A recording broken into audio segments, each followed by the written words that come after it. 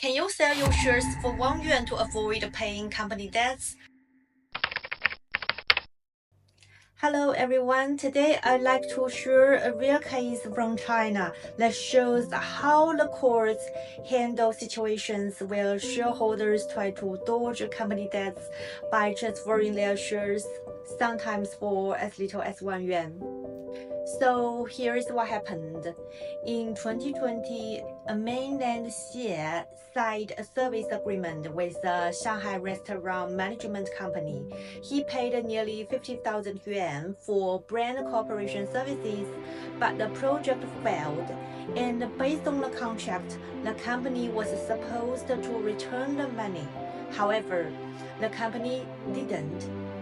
So Xie took the company to court and he won. The court ordered the company to pay him back. But when Xie tried to enforce the judgment, he found that the company had no assets left to collect. So he asked the court to add the company's shareholders as defendants, to make them personally responsible for the debt. Now, here's where it gets interesting. The company was originally founded by two people, Du and Li. They committed to contributing 1 million yuan in capital, but under the Chinese capital subscription system, they did not need to actually pay the money up front. They had until 2037 to do so. Then, in 2021, after the lawsuit had already started, Du and Li sold all their shares to a man named Hu for just 1 yuan each. From that point on, Hu became the company's sole shareholder. So what did the court say? First, the court looked at Hu. Since he had become the sole shareholder of a one-person company, Chinese law required him to prove that his personal assets were separate from the company's. He couldn't do that, so the court held him personally liable for the full amount of the company's debt. Next, the court turned to Du and Li, the original shareholders. Even though they had sold their shares before the judgment was issued, the court found the timing and the price of the transfer highly suspicious. Just think about it. They sold their shares for only 1 yuan each. The buyer who had no real ability to repay the debt, and they knew there was already a lawsuit pending.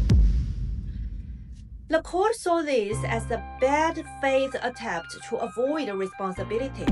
Even under a capital subscription system, where shareholders are allowed to delay their capital contributions, they can't abuse their right to harm creditors. Because Du and Li hadn't yet paid in their promised capital, the court ordered them to pay up to the amount they had committed, but never actually contributed. This is known as supplementary compensation.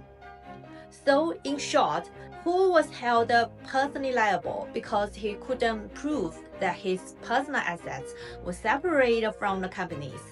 Du and Li were also held responsible because they transferred their shares at a suspicious time for an unusually low price and had failed to fulfill their promised capital contributions.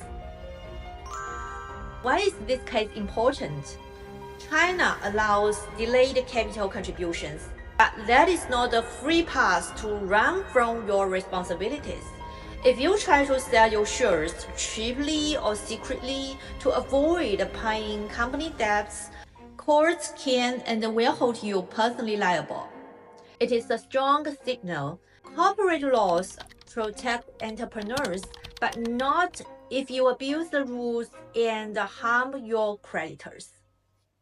Thank you all for listening. Your reliable lawyer in China.